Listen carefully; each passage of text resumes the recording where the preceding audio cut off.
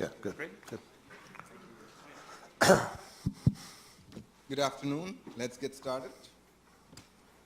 We do not have a speaker next week because guess what? Next week is the UT Energy Week. There are a whole range of things going on here. Speakers, panels, different themes all through the week. So if you have not registered, it's free for UT faculty and UT students. And it's available for a small registration fee for outsiders. Please check the event out. We do have a speaker the following week, which is 25th February. It's going to be Professor Eric Williams of Rochester Institute of Technology. And Professor Williams will be talking to us on not all energy consumers are created equal, television watching in the United States. So they have some very unique data, and they are looking at consumer behavior and usage on television and what it means for electricity consumption and potential policy implications. We have a very special talk today, very close to our own hearts here in Austin and in Texas, and something that builds very nicely upon last week's talk, if some of you were here, when we talked about energy innovation, energy finance, and venture capitalist aspects of things and innovation, and why China is playing an important role from different aspects. So our speaker today is our very own Mitch Jacobson. Mitch is the co-director of the Clean Energy Incubator at UT. He has been in this position since July of 2009.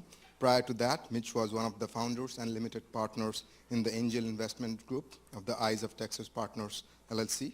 And for 7 years, he was investing in and working on various aspects involving emerging technologies, technology companies, as limited partner, as a board member, and as consultant.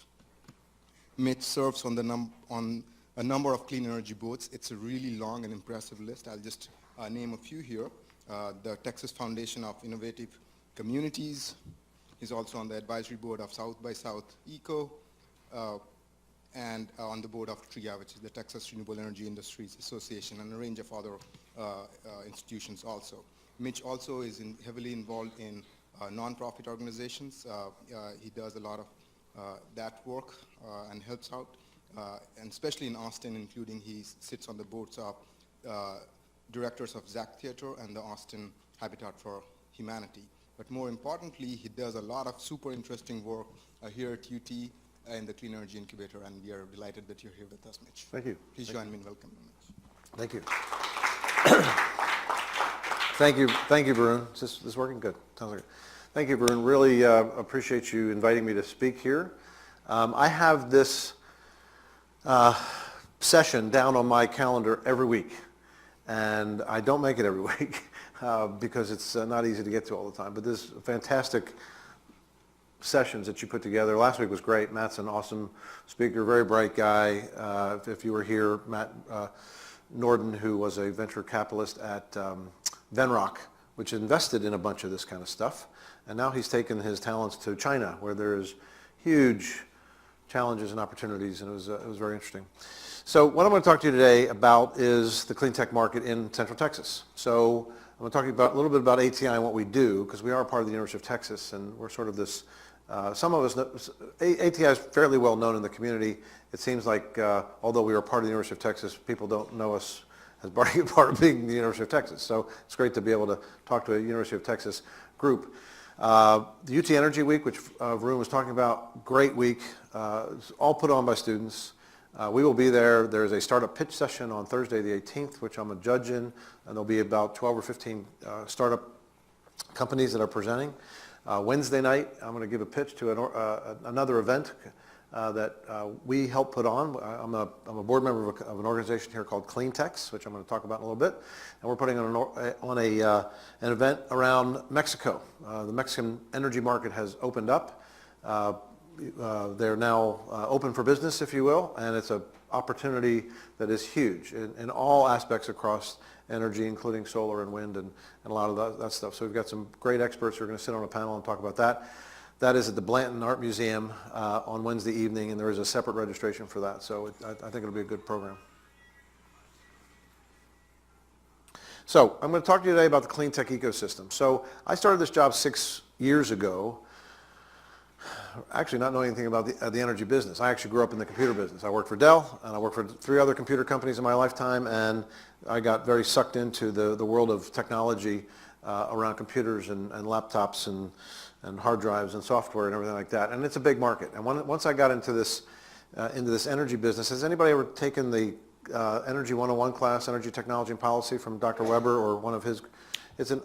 I encourage you all to take it. He doesn't teach it every semester, but I think somebody does, one of his guys from the Energy Institute. It's an amazing class. Michael's a wonderful lecturer, and I was lucky. He was teaching it. I started this job in July, and he was teaching it in August, and it was everything I needed to know from a foundational level about energy, how it affects everything we do, our food, our water, obviously everything that turns on and turns off, our transportation systems, et cetera. So it's actually as big as the internet and social media and everything has gotten, it's so much bigger in terms of the importance of how we live as people. And as Matt said last week, energy means wealth.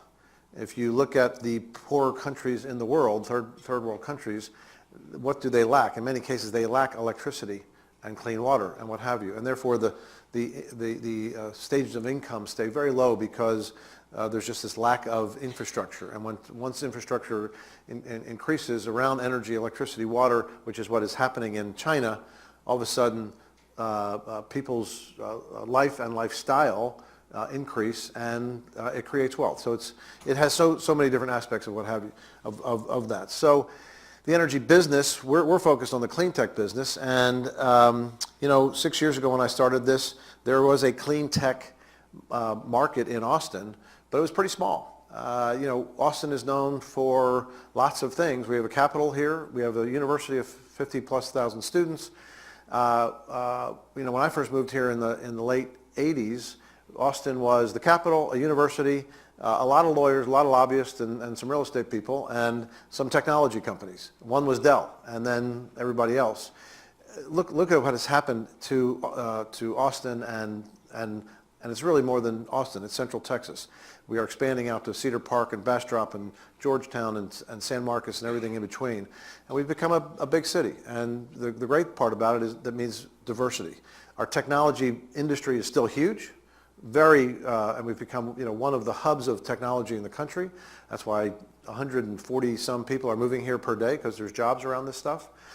But the other piece of good news is there is also another industry that has grown up here, and that's the clean tech industry. And if you look at the United States, there's about 7 hubs of clean tech in the United States. Boston, Raleigh, Chicago, Northwest, from San Francisco through Oregon and Washington, LA and Southwest and San Diego, Boulder, Colorado, and Austin, Texas. And those communities have made a big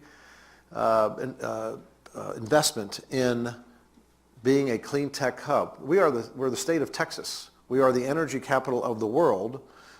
Most people think about that in terms of oil and gas, and for good reason. We have a lot of oil and gas. In fact, we've got so much that today oil is at $26 a barrel and it continues to go down, which is a great other piece of conversation about what that means to clean tech, right? As the prices of oil and gas come down, what does that mean to this industry? The great news is that this industry has grown tremendously in the United States. It really, I've got to give our president a lot of credit in terms of the stimulus bill that came out and all that money that came out of the Department of Energy that helped create lots of different companies and projects, and there's lots of opinions about the stimulus bill and if it worked and if it didn't, and I've got my own opinions, and maybe I'll keep them to myself. I doubt it. But the fact is that helped build this clean tech economy tremendously across the world, and we were benefactors of that as well. So we did a study, which we hired a third-party company called Civic Analytics to measure how big this industry really is. Nobody's ever done this in Texas. In fact, not many people have done it around the country. So we hired Civic Analytics, and through Cleantech and ATI, we measured how big this industry is, and that's not an easy task to do.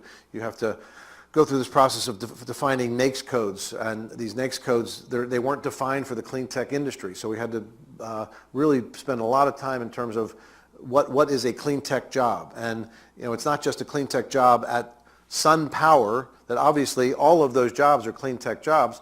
But guess what? At IBM, there are employees that work on clean tech stuff, and they are included in this.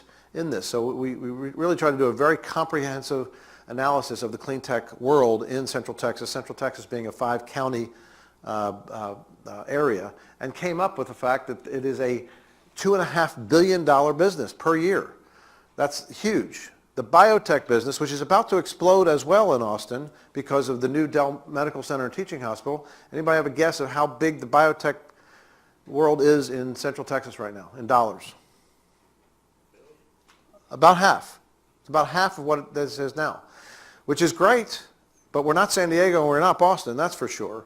And the great news is with a teaching hospital that we finally have gotten, or about to get, that is going to help create a huge biotech market for Austin. And I have a colleague at ATI, Cindy Walker-Peach, and that's what she works on. She works on early stage companies around drugs, around diagnostic equipment, and around medical devices. And some of these companies, we were just talking about it, some of these companies are just doing some amazing things around early stage drugs and things in our medical world.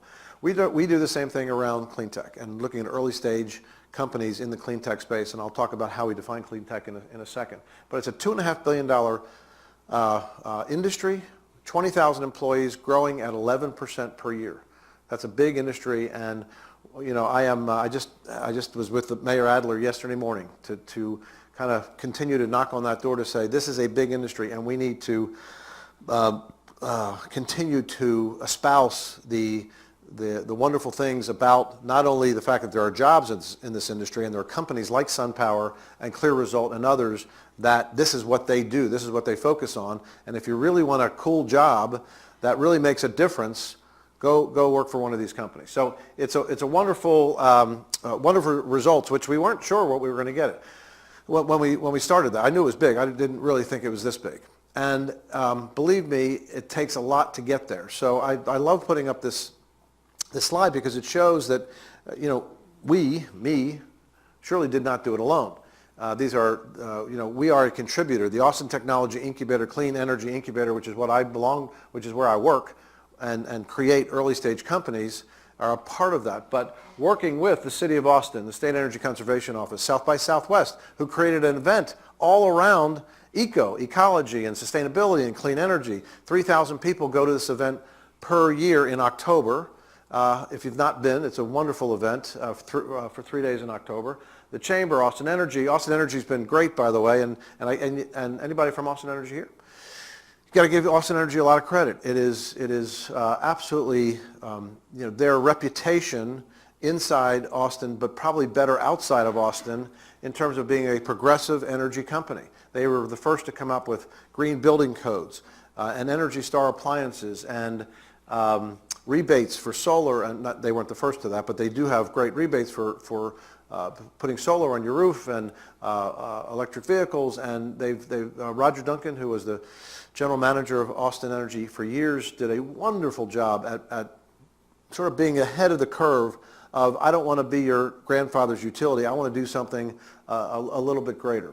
Actually, the University of Texas deserves a lot of credit. We do a tremendous amount of energy research at the University of Texas, not just in petroleum.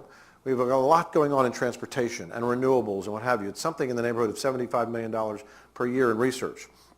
And we've got our own microgrid, do we not? Which does everybody know that we actually have our own microgrid at the University of Texas?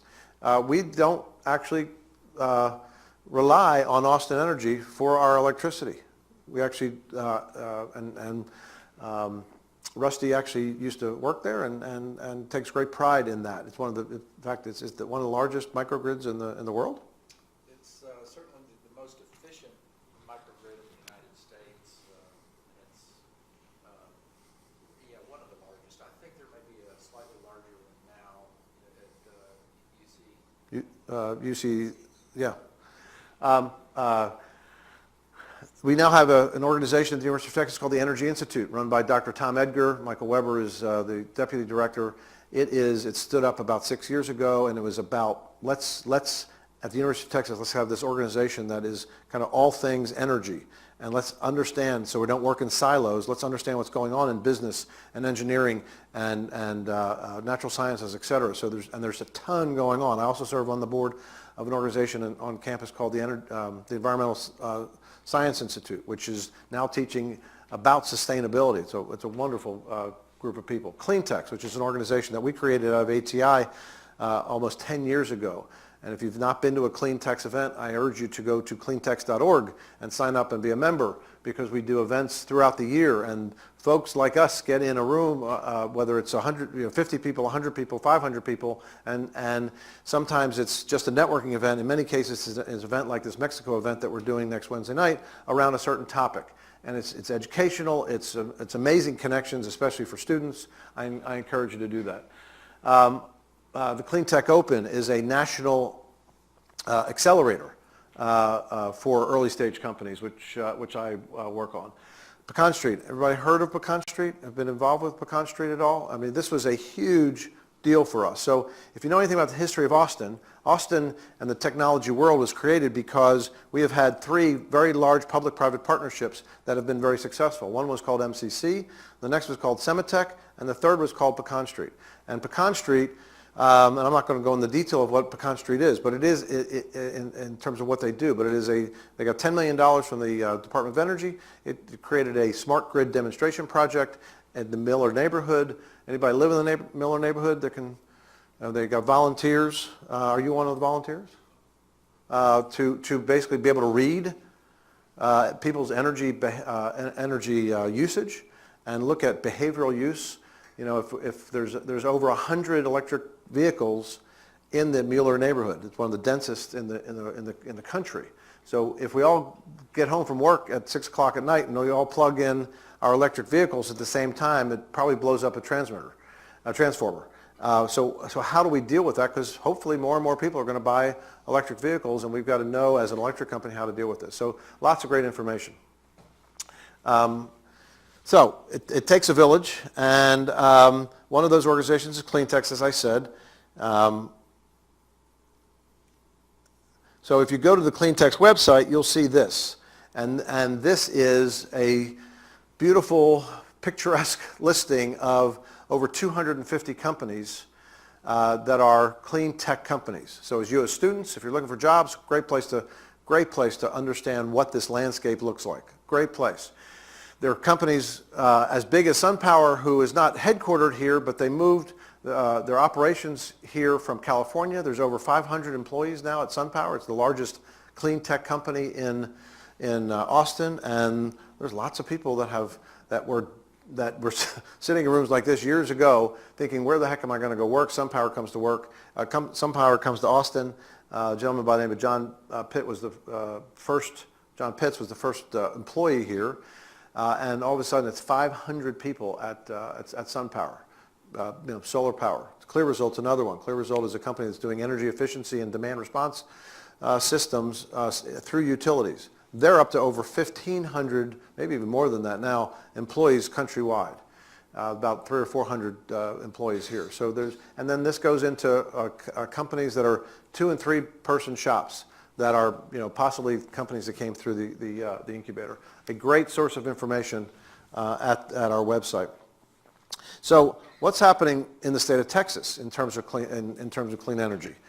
ERCOT's analysis of impacts of the Clean Power Plan predicts that 13 gigawatts of solar will be installed by 2030. So I'm going to talk about wind in a second, because the state of Texas has been a great source of wind energy, and we haven't done that great a job in solar. Not sure why. Lots of sun out, but there's politics involved. There's regulations, there's policies, there's rebates, et cetera, et cetera, et cetera. The good news is that the price of solar has come way, way down because lots of reasons. But we are at parity, or almost at parity today in terms of solar power. And Texas is a wonderful state to be doing this, whether it's utility solar, distributed solar, rooftop solar, and we've got lots of folks that are involved in the solar business. And Texas has been, we've been beating our chest for a long time now about the wind business. We have 16 gigawatts of wind power, more than all 49 states put together. That has a lot to do with politics and money that was put towards these CREZ lines out in West Texas that allowed that wind energy to come to East Texas where we are, and folks like Austin Energy who raised their hand and said, you know, I will buy wind energy if it's there, because we want to offer a green source to our customers, because people care about that. So it's been a huge windfall. You know, there's a lot of headlines about clean energy, both good and bad. You know, I talked about the stimulus bill that Obama put out, and again, I was very favorable about it, but you know, it got a lot of play when that solar company out in California went down the drain that they put, what was that called? Solyndra. See, I don't even want to remember it, because it gave our industry such a bad name when Solyndra went out of business. It was one company. And the federal government put, I don't know, $500,000 into it. And there's a lot of other venture capital that went into it as well. We won't talk about why it went out of business. What we will talk about is that although the solar business has been around for a long time, solar technology has, and the reason the prices have come down so much, you know, when you start a new business, it's a hard thing to do. 9 out of 10 new businesses fail. So the fact that it failed, well, that's bad execution, bad management, and they should be fired, and unfortunately it went out of business. But of course, in the political environment that we're in, it just gave Cleantech a very bad name at the time. And you know, what are we doing, picking winners and putting money towards these kind of things? Matt was talking. He showed a great chart last week about the amount of venture capital that went into Cleantech back into 2008, 2009, 2010, and all of a sudden, 11 and 12, it came down because of things like Solyndra and the fact that these venture capitalists were not seeing returns on their investment, because it's not the same as investing in a software company. When you invest in a software company, you're putting less money in, and the amount of time it takes to actually build that company and to potentially sell it and get your returns on a whole is a lot less than the capital that you have to put in to a solar company or a wind company or an energy efficiency company. So it's a different kind of investment. And you have to kind of shift your mindset to say, I'm in it for the long haul. I'm willing to put a little bit more money in, but the return investment is going to be as good, if not better. And we're back to that now. We are. But this took us for a loop in some of the good press and the bad press. Great press that came out of the Paris talks was lots of good things that came out of the Paris talks at COP21 in December. This one was awesome, that Bill Gates and 26 of his richest friends decided to put a couple $1 billion into a fund to fund these kinds of things. And in fact, we are talking to them. I'll tell you who we are in a second. This group of incubators that we have across the country are talking to this group about possibly getting some of this money to help us continue what we do, because we are nonprofit organizations. Yay for Bill Gates. So what's next? So, you know, we at the Austin Technology Incubator, I'll go into that for a second, because this is the University of Texas. We are part of the University of Texas. The Austin Technology Incubator was actually founded in 1989 by the former dean of the business school. His name is George Kosmetsky. If you don't know about George Kosmetsky, just go over to the business school or to IC Squared, where they have monuments of George Kosmetsky, because he was such a significant guy at the University of Texas. He's no longer with us, unfortunately, but his legacy lives on through IC Squared, the business school, and especially the Austin Technology Incubator. And George's theme was he created IC Squared to be a think tank on campus, and that has to do a lot with research and thought leadership and what have you. But we need to have reality. Reality needs to be, we're going to do a lot of research at the University of Texas, but how do you commercialize some of that stuff? And we want to have this one lineage of research, pilots, prototypes, pilots, commercialization. And that's where the Austin Technology Incubator came in. And at the time, it was all about software and hardware, because that's the town we are. That's the town we are. That's what the town we were. And so it's still a lot about hardware and software. In 2001, we created the first. And by the way, the Austin Technology Incubator is the longest-serving incubator, continuous incubator in the country. I meet a lot of people who have been part of incubators and accelerators and what have you, and many of these organizations, and most of them are really very good. It's hard to continuously run this because most of us are nonprofits, or if you are a for-profit, it's hard to continuously make money. So we found a way to continuously operate this incubator through grants from the City of Austin, Austin Energy, the State Energy Conservation Office, Department of Energy, Department of Commerce, great companies like Wells Fargo and General Electric and others who have decided that that's a really good place for their money to go, whether they're doing it from a business perspective because they want to see early stage technologies for their business later on, which is like GE or Shell, and companies like Wells Fargo who have decided that from a corporate perspective, we care a lot about the environment, and therefore we're going to give some money to an organization like the Austin Technology Incubator to help run that incubator so we can do good things around creating great companies. What we do is we get these companies funded. So the typical company that comes to us is an entrepreneur who has more than an idea. We are I would call ourselves a later stage incubator. So if you come to us with an idea, we're going to help you. We're going to connect you. We're going to tell you what we think you should do to get to that next stage. But where we bring in companies are companies that have spent their own money, their mother's money, they found money somewhere to go build a prototype around the technology that they have invented around a problem that they're trying to solve.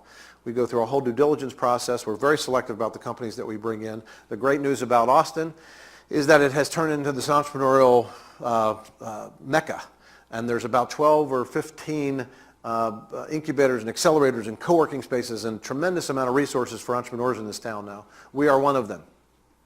What we focus on, though, are the hard sciences: energy, water, biotech. We're really trying to solve big problems and with big solutions. Doesn't mean we won't help you. By the way, these technologies do not have to come out of the University of Texas. We absolutely work with students, professors, faculty, PhDs, postdocs. If they've got something that they want to commercialize, sometimes it goes through the Office of Technology Commercialization. Sometimes it doesn't have to. I won't get into all the licensing and issues with that.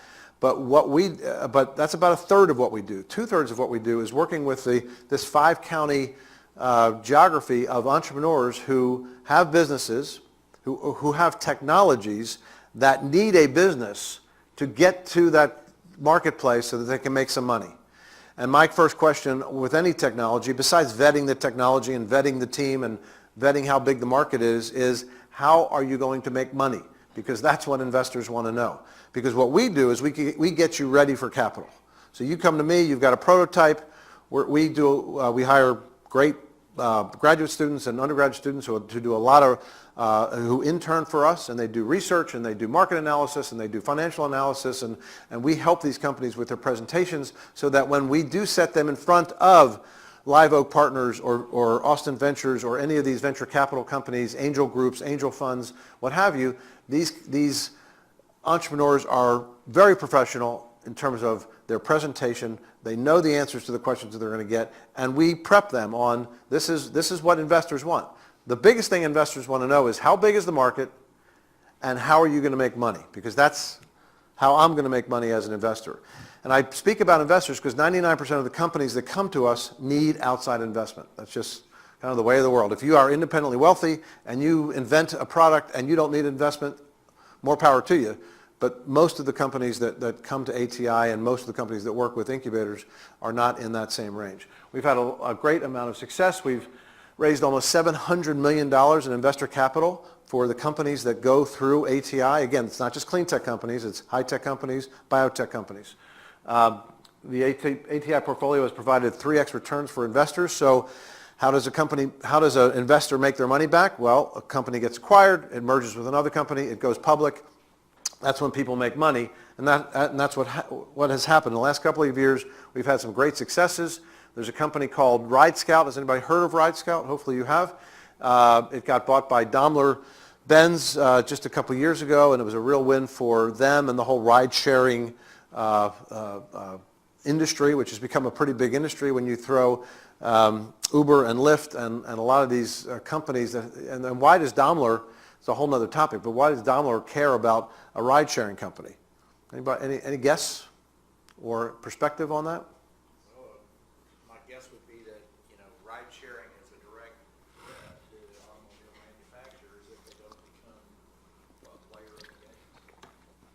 They need to, I mean, the car business is changing, and they're smart, as most of these German companies are, and they know that yes, they're going to continue to make cars, and they're going to sell cars, but they can't sit still. And there's something revolutionary happening around this whole collaborative consumption of this new generation, Airbnb and HomeAway and Uber and Lyft, and so if we don't get in on it, we're going to get left out. So General Motors puts $500 million investment into Lyft. Daimler buys Ride Scout. Avis buys Zipcar. I mean, it's pretty cool. We have another company called Ideal Power, which a couple years ago created a new type of inverter originally it was for solar. Now they're doing energy storage and all kind of stuff. They went public. You can look it up. IPWR came out at $5 a share, went to $12 a share. With the stock market the way it is, I haven't checked it in a while, but hopefully they're doing okay. We've been selected as an incubator by the Department of Energy as one of the top 3 clean energy incubators in the country. So it was us, the LA incubator, and the Detroit incubator, and this has created, and I'll show this map in a little bit, this Incubate Energy network that we now have across the country. Kauffman Foundation, which specializes in entrepreneurship, gave us a nice grant out of there, recognizing us as one of the best incubators in the in the country. So we've had a nice long life of success, and we hope to continue that. Our connection to the University of Texas is very important. Although not all the technologies that come out of ATI start at UT, we have many connections to UT, mainly through students, through our internships programs, but also through professors and faculty and the Energy Institute and Natural Sciences, et cetera. When we vet a company, when we vet a technology, I am not an engineer. I've gotten pretty smart on this stuff, but when it gets very complex, in fact, we're vetting a company yesterday doing isotope splitting and all kinds of really interesting stuff, goes over my head. So we got to bring people in, maybe some of the people in this room, who can help us vet technologies. And we do bring in students and professors and others. So our connection to UT is very important. And obviously, just the name itself helps. This is a chart that I like to show because this is where we vet companies. When you come to us, we're looking at you and saying, what do you do? What's your technology? And how much money do you need? And we play in the seed funding market. Most companies need $500,000, $1 million to get started. It's the hardest money to raise, absolutely the hardest money, because there's very little to go on. It's very risky. So that's why we do a lot of work with these companies to get them ready for capital. Once we get them to a seed round, then they graduate from the Austin Technology Incubator. It's about a year for software companies, 2 years for energy companies, 3 years for drug companies because of the FDA process. And that's when our value pretty much ceases. They graduate and go on and hopefully be a successful company. There's no guarantees in success, but we've got a pretty good track record of keeping these companies in business. We've had a lot of impact on the economy, $1 billion, lots of jobs created. This is why we get money from the city and from the state, because a lot of this is about economic development. These are our verticals. I talked about this already. IT and wireless, clean energy, bioscience, pre-seed. Pre-seed means this is the very early development stuff that's happening at UT. And water. At South by Southwest Eco this past October, we spun out a water technology incubator out of the energy incubator. We've been working with water technology companies for years now, water treatment, water desalination, water leakage detection, smart water meters. But water has become such a huge issue, not just in third world countries. In our country, in our state, we had a lot of rain this past year, so we are officially not in a drought anymore, but that'll change. It's changing already. We haven't had rain in, about a month and a half, 2 months. And so we can't take water for granted.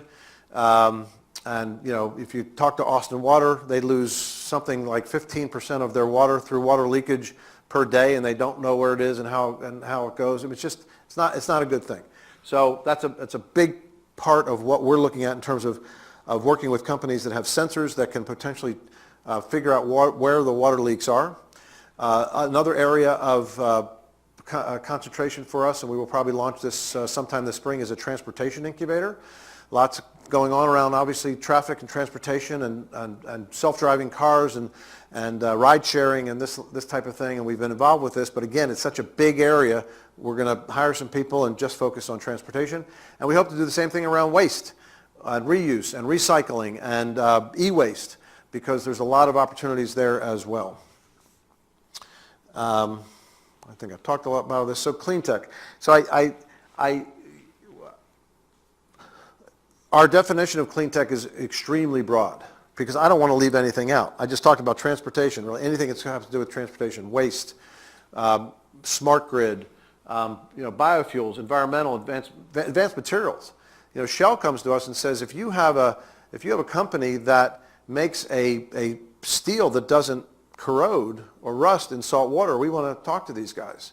And so, and believe me, we talk to Shell. Shell's, we don't look at Shell and Chevron and Exxon as the enemy by any means. These are companies that, yes, they're oil and gas companies, and yes, fossil fuels are not great for the environment, but fossil fuels are here to stay for a long, our lifetime for sure, especially at $26 a barrel. And but these companies are absolutely looking for cleaner, more efficient ways to do their business, to make oil drilling faster, safer, cleaner. We've talked to coal companies who want to do coal cleaner. Coal is cheap. There's an abundance of it. We're trying to close coal plants, but we're not going to close them all. So it's better to work with these companies to make them clean versus just shutting them out. So sky's the limit with a lot of this stuff. So I talked about our national network. This is now called Incubate Energy. It's this group in LA that has a partner in San Francisco, this group in Detroit that has a partner in Chicago, and us here in Texas. Our partners in Texas, by the way, are the other schools, UTSA, El Paso, and A&M and Pecan Street, but we're expanding that to groups like University of Houston, Texas Tech, Rice. Truly, the more the merrier. We want to have connections with smart folks who are doing different things other than just what we're doing for sure. In fact, this map shows it. That's the bulk of the picture here. It is, as I said before in one of my first slides, it is working together as a university, as a community, as the Chamber of Commerce, as a city, to build this industry into double what we're doing today. And I absolutely feel that because of the momentum we have, because of the name that we have, Austin is on every good chart as far as, we're the best entrepreneurial city, we're the best this city, we're the best that city. We're on some pretty bad lists as well. Traffic, affordability, and a few other things that we got to figure out. But as a clean tech, progressive, cool city, we're in a pretty good spot. I'll take questions.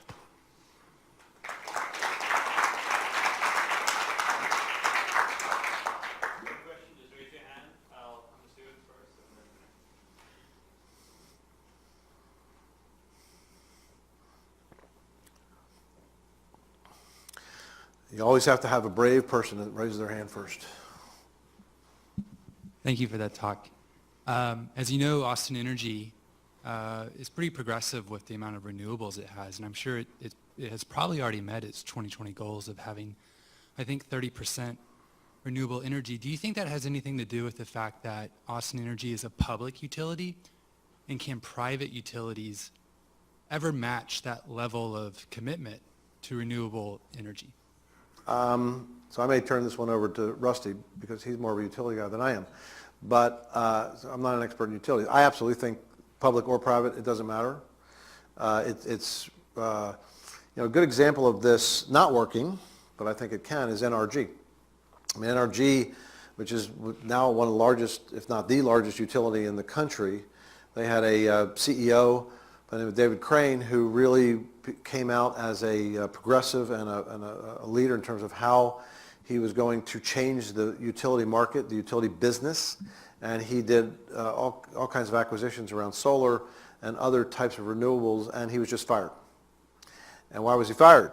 because his stock went from about 40 to 11.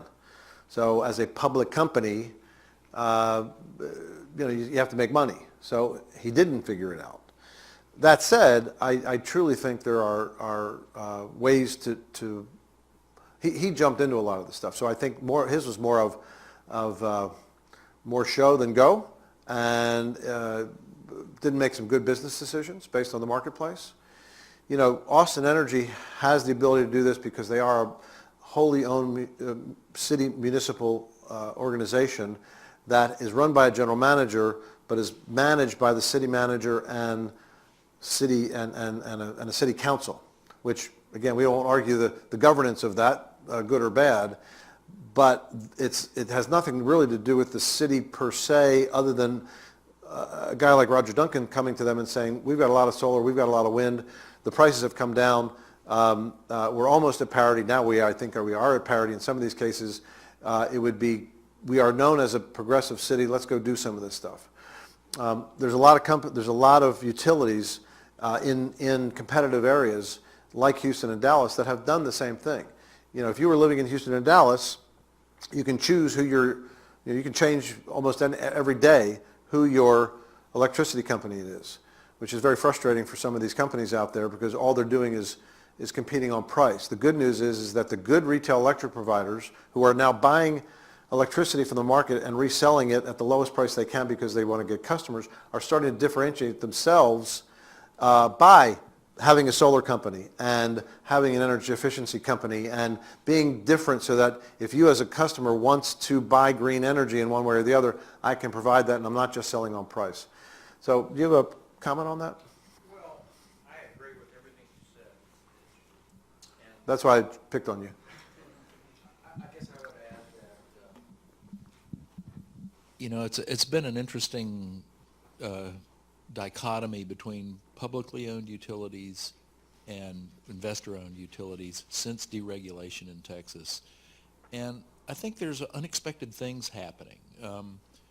It was expected that competition would, basically make municipally owned utilities obsolete. But what we've seen, at least in the case of Austin Energy and City Public Service in San Antonio, is that their rates are at least within the half lowest in the state in terms of both kinds of utilities. And what I see in the deregulated market is what I call the Time Warner cable model, business model, in which these utilities dash into each other's service areas and offer an introductory low price on energy to steal customers, and so that's what's driving the instead of efficiency and cleanliness, these pushed off externalities associated with hydrocarbons. Instead of that being the focus of their business model, it's gaining customers and market share. And so that, it's once we realize that, cleaner technologies are at grid parity in the state, then I think that business model is going to change quickly.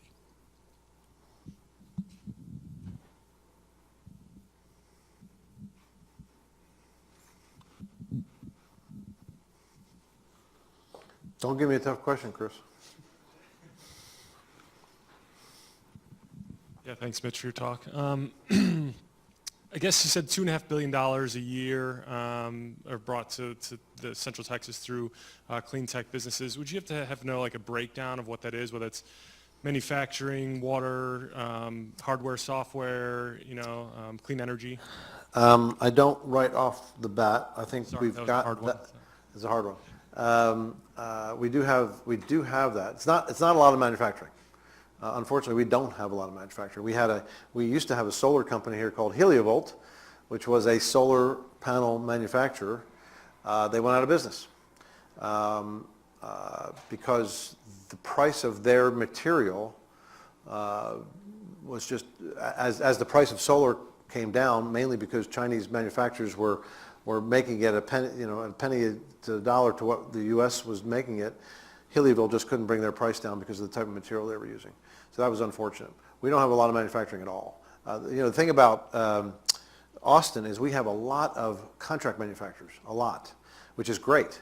It's great for our business for sure, because when a company comes to me and says, I've got a great product and eventually I want to build a manufacturing facility to make this product, that's the doomsday, because when you go to an investor, if you have your own money, great, but if you go to an investor and say, I'm going to build a manufacturing facility to build my product, nobody wants to invest, because who wants to invest in infrastructure to build a manufacturing facility? Nobody. But you can go to 25 different contract manufacturers in the city of Austin now, and a little bit outside as well, and they can actually design and manufacture that product for you at a lot lower cost than you could do on your own. Eventually, if you get big enough, maybe you do build your own manufacturing facility, but it just doesn't make sense anymore. And a lot of this stuff is being built in Asia anyway, right? Because of the prices. But a lot of companies are coming back to the United States and manufacturing. But contract manufacturing has become a very large sector of the economy in Austin. A lot of service companies, by the way. Solar installers, consulting, environmental consulting, a lot of that kind of stuff. Yeah, similar question. I was interested, I suppose that maybe it's documented in that study that you referenced in terms of the composition of the clean tech economy in Austin, what it looked like, what kind of companies were there. I've looked at different sort of definitions of green energy, clean energy, et cetera. They're kind of all over the shop in terms of what they classify. Is someone who's installing a weatherization Absolutely. At a house Yeah. green, Yeah. is anyway. But maybe you could comment more specifically on what kind of companies have come out of ATI, Sure. green energy sector. Great question. So we don't do a lot of app companies. RideScout happened to be an app company. And we helped him with his company mainly because he was number one, and by the way, he was a University of Texas professor, Joseph Kopser, who used to run the ROTC here. He was a 20-year Army man who decided to start his own business, and so he was a good friend, had a great idea. This whole ride-sharing thing was sort of blowing up, and we thought, this is something that we need to understand and get a feel for. But at the end of the day, it was an app that they developed.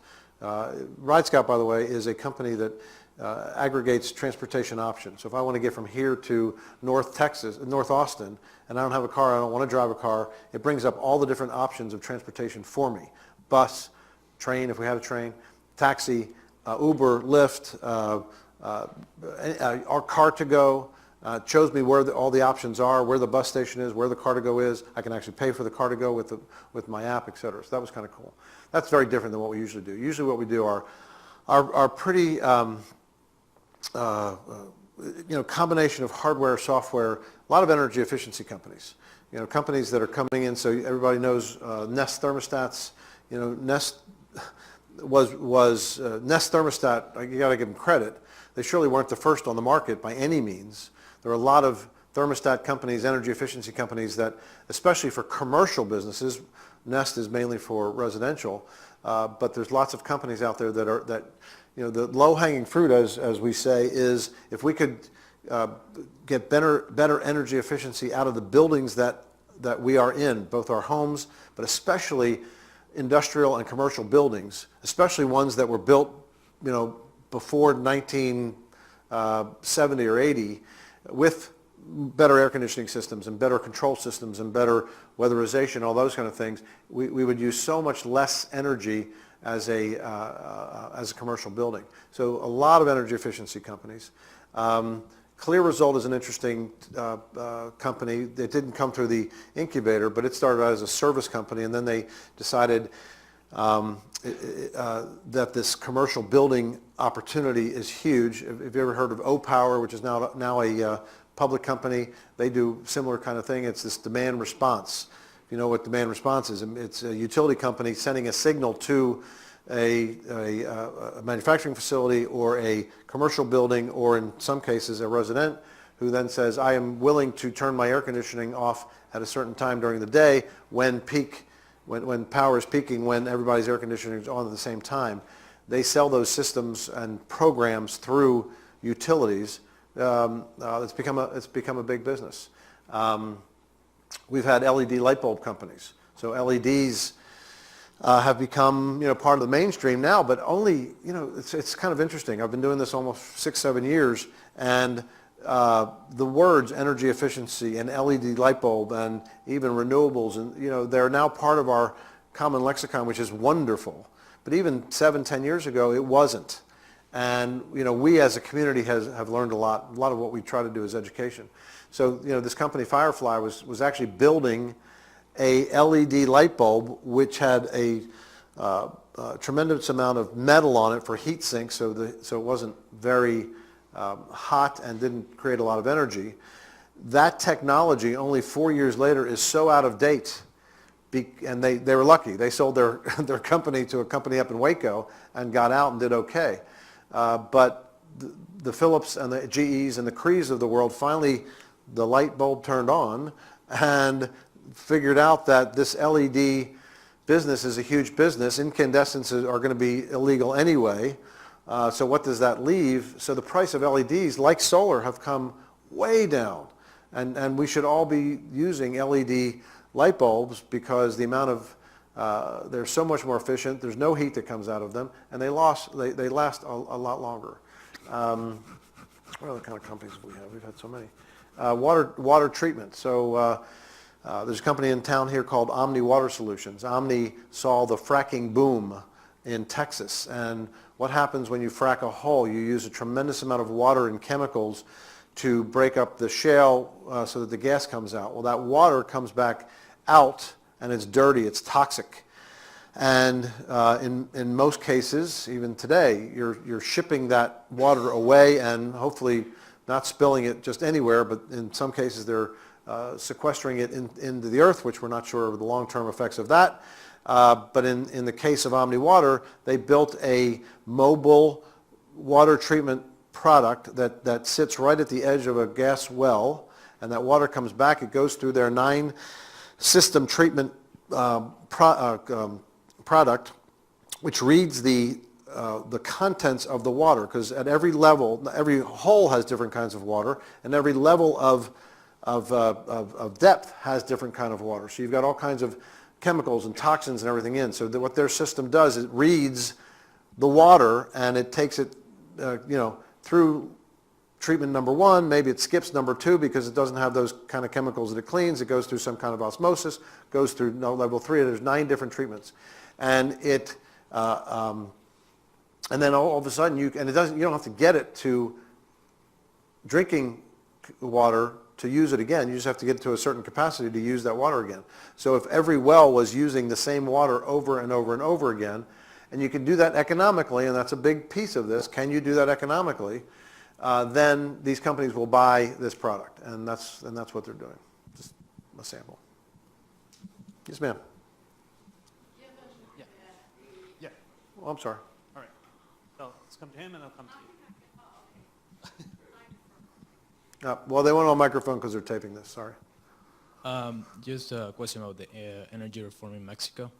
How big of an opportunity you think this is for Texas, and how realistic is, since Mexico has a lot of oil and gas, and it's Well, so when I say energy, it includes oil and gas. It's not just renewables. yeah, So, for renewables. say it again. I mean for renewables. I think it's huge. At South by Southwest Interactive last year, former President Vicente Fox was here. We met with him.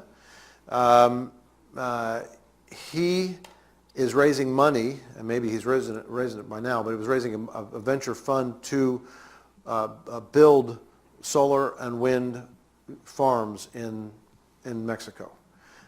There's just a tremendous amount of focus on renewables. I met with a senator in Mexico. She actually was head of the environmental, their Department of Energy, and very, very focused on renewables. So there is a lot of sun, and in cases a lot of wind in Mexico using their natural resources. So the good news is that politicians are looking at it, business people are looking at it, and now the state has opened it up to foreign investment. That's the biggest thing.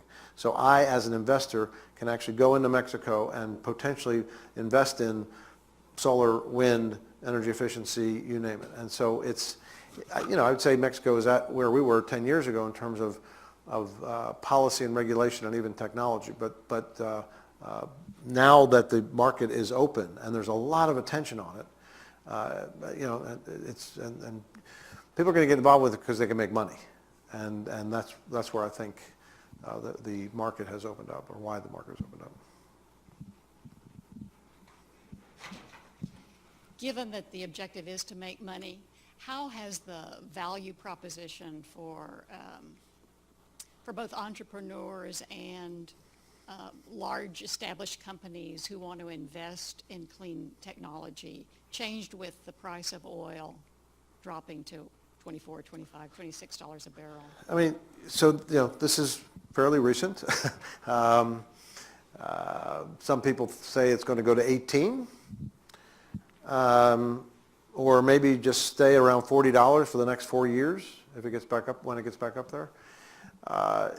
You know, like I said, we have a lot of oil. I mean, the good news is you know, the whole hydrofracturing technology, which was created back in the 1950s, by the way, you know, came into being, and we found a lot of gas. The good news about that is that we don't have to rely on foreign oil and gas anymore.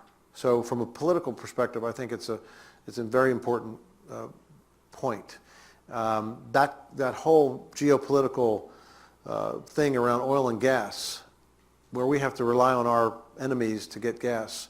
You know, even in Israel, I was there 2 summers ago, and they have found natural gas off the coast of Israel. And you know the old story about Moses when he walked down when he came down the mountain, and God told him to walk through the desert for 40 years. He took a left instead of a right, and he chose the wrong land because the Arabs got the oil and the Israelis didn't. Well, guess what? There's gas in there, and you know, if Israel didn't have to rely on foreign oil from their enemies, maybe we'd have more peace in the Middle East. I don't think it's going to affect it. I really don't. I think there's such momentum and passion, and you know, the COP21 was a huge success politically. You got to go do something with this now. But 190 nations came together and said, we've got to do something about carbon, and we as a country are going to do this, this, and this, and get it down. So I think we're, you know, the world is just more educated now around climate change. Are there naysayers? Absolutely.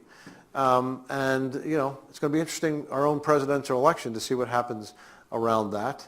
You know, we've had a champion in the White House around this. I just hope the next president is as progressive as he is. That's been a key to where the United States is right now, I think. But I think that has lifted in my own opinion, I think it's lifted the discussion, not just in the United States, but around the world in terms of climate change and how harmful it is. So we need this kind of stuff. Hi, just more a curiosity actually. You've mentioned that obviously Texas is well advanced in wind energy. I'm from Brazil, and wind is probably going to be one of the fastest growing energies there in the next few years. So I was just wondering if ATI has recently or is currently funding any ventures focused on new initiatives or new technology towards wind energy specifically. Towards wind energy. Yeah. Now remember, we don't have a fund. I wish we had a fund, but we don't have a fund. So we are going outside and getting money towards these. We have a company called Wetzel Blade. Wetzel Blade so it's Wetzel Engineering. They are a consulting company for wind companies, but they've created they got a grant from the Department of Energy to create the most efficient wind blade out there. The longest, first of all, 84 meters. If you think about how long 84 meters is, it's a really long blade. And how do you get that blade down the highway to Amarillo to put that thing up? Well, you do, but it comes in three parts, and they transport it there in 3 parts and then actually assemble it at the wind farm. It's also, more importantly, it's a hollow, they use a composite material that is much lighter, but much stronger than what's out there today. And so by replacing the blades that are out there today, which it's interesting, the wind market is not that new either. There's been wind turbines out there for 25, 30 years, and things break down. They're moving parts. One of the things that break down or break is our blades. So in many cases, you go to a wind farm and these turbines aren't even turning anymore because the blades are broken. And so they have figured out a way, so their market, it's kind of interesting. They came to us and said, our market is actually the old blade market. The Vestises of the world, the L&Ms of the world who actually make new blades are not focused on the old blade market. They're focused on the new blade market. So their focus is the old blade market where they can go and replace 12 meter, 24 meter, other meters with their new composite built blade, which then creates a much more efficient turbine. So that's what they're doing. I love what they're doing, actually. They're talking to companies like Siemens and other companies around investments into this because nobody really, I mean, I never say nobody because there's always, you know, when a company comes to me and says, I have no competition, that's the worst thing you can say because there's always competition out there. It may not be exactly what you're building, but there's always competition. But there's not many people focused in on that replacement blade business. Thank you very much. Okay, thank you.